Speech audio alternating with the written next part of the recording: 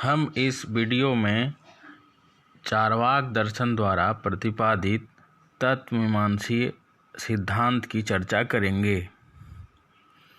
वस्तुतः तत्वमीमांसा को अंग्रेजी में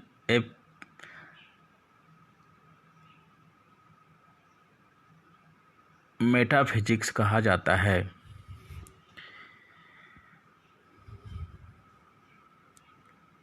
तत्वमीमांसा के अंतर्गत परम तत्व, आत्म तत्व, सृष्टि के कारण अर्थात जगत, इन सभी तत्वों की चर्चा की जाती है। तत्वमीमांसा सभी दर्शन संप्रदायों के लिए विचार का एक प्रमुख विषय रहा है। सभी दर्शन अपने अपने तरीके से, अपने अपनी मान्यता से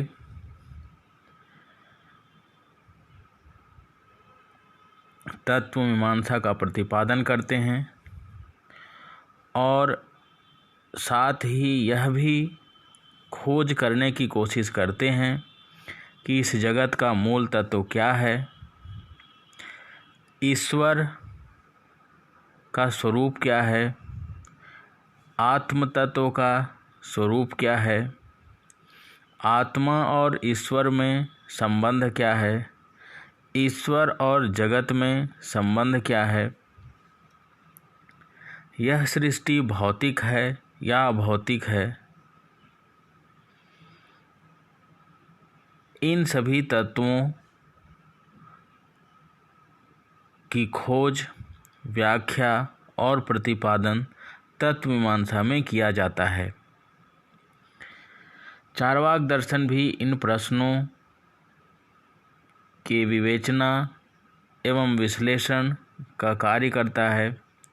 चार्वाक दर्शन पृथ्वी, जल, अग्नि और वायु ये 4 महाभूतों को स्वीकार करता है और यही 4 महाभूत इस जगत के, इस ब्रह्मांड के, इस पूरी सृष्टि के मूल तत्व हैं। चार्वाक दर्शन में ईश्वर, आत्मा जैसे अलौकिक तत्वों की सत्ता को अस्वीकार किया गया है। अब प्रश्न उठता है कि यदि ईश्वर न हो तो इस सृष्टि का कारण कौन है?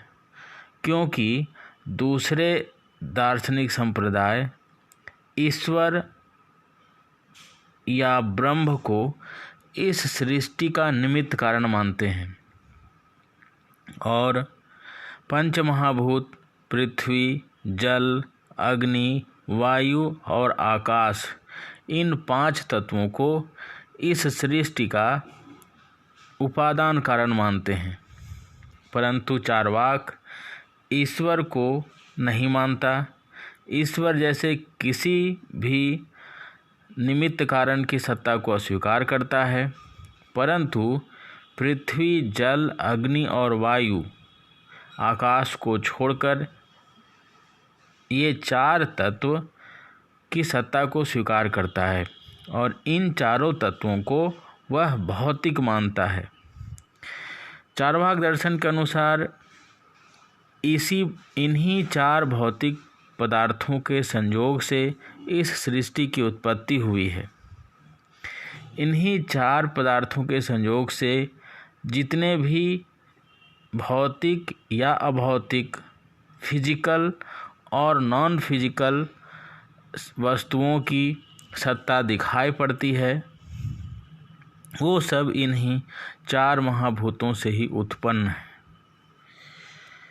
अब प्रश्न उठता है कि ये 4 महाभूत तो अलग अलग हैं, परंतु इनसे किसी आत्म तत्व या किसी भौतिक तत्व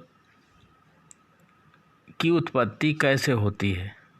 इसके लिए चार्वाक दर्शन कुछ प्रमाण देता है, कुछ दृष्टांतों का सहारा लेता है।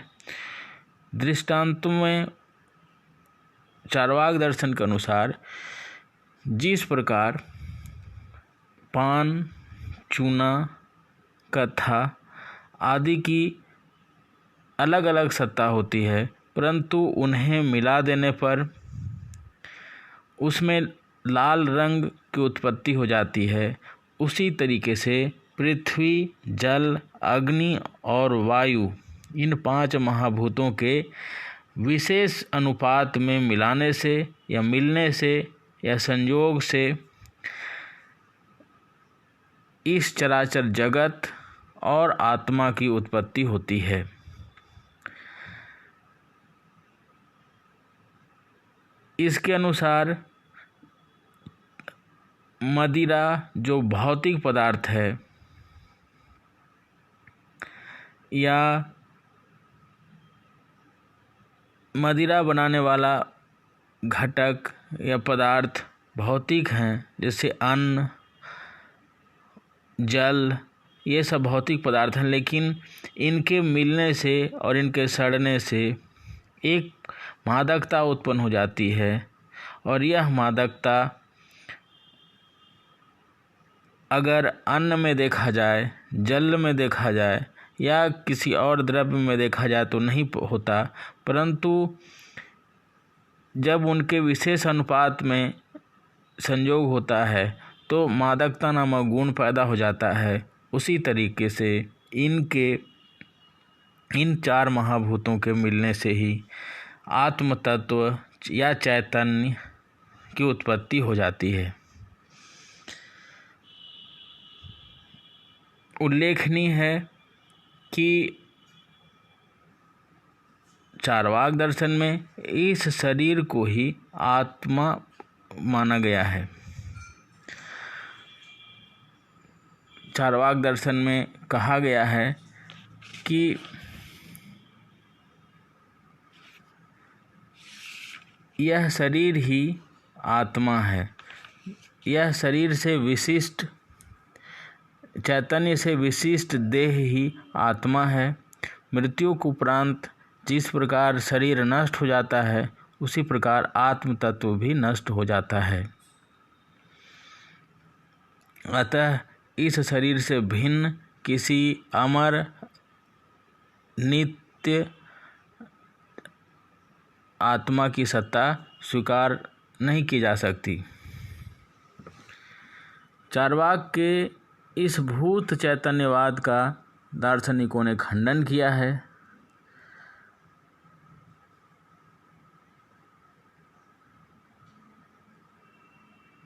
सभी दर्शन ये मानते हैं कि आत्मा एक अलग चीज़ है और आत्मा अलग होने के कारण वो शरीर से बिल्कुल अलग है। इसीलिए शरीर के नष्ट हो जाने पर भी आत्मा अमर होती है, आत्मा जीवित रहती है। उदाहरण के लिए, जब व्यक्ति मूर्छा में होता है, बेहोशी में होता है या गहरी नींद में होता है, तो जीवित शरीर में चैतन्य की अभिव्यक्ति नहीं होती, अर्थात शरीर तो रहता है लेकिन उसमें चैतन्य नहीं होता।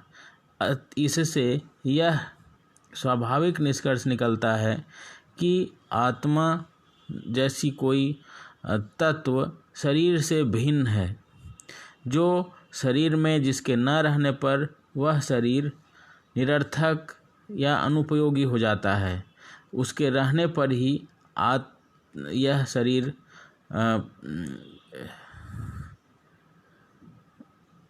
उपयोगी होता है और इसका अस्तित्व होता है। इस प्रकार हम देखते हैं कि चार्वाक दर्शन केवल 4 प्रकार के महाभूतों की सत्ता स्वीकार करता है और उन्हीं 4 महाभूतों से समस्त लोक में समस्त लोक की उत्पत्ति, भौतिक अभौतिक जितने भी पदार्थ दिखाई देते हैं सब की उत्पत्ति मान लेता है। चार्वाक दर्शन इस रूप में यहाँ यांत्रिकतावादी दर्शन है। यांत्रिकतावादी कहने का अर्थ यह है कि यहाँ स्वयं ही ये चारों तत्व अपने से मिलते हैं, एक विशेष अनुपात में मिलते हैं। इसे मिलाने के लिए कोई ईश्वरीय तत्व, कोई अलौकिक सत्ता, कोई पारलौकिक सत्ता नहीं है। यह अपने आप होता है, यह स्वयं होता है, इसलिए यह यांत्रिकवादी है।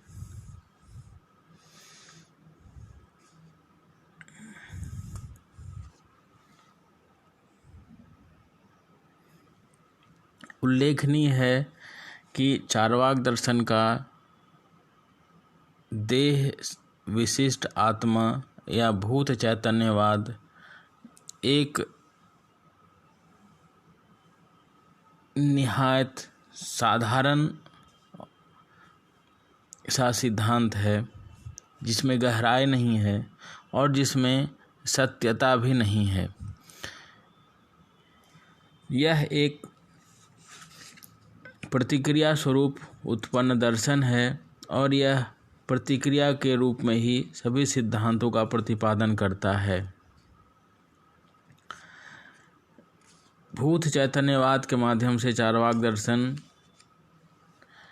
सही तरीके से चैतन्य की व्याख्या, सही तरीके से शरीर की व्याख्या और उसके साथ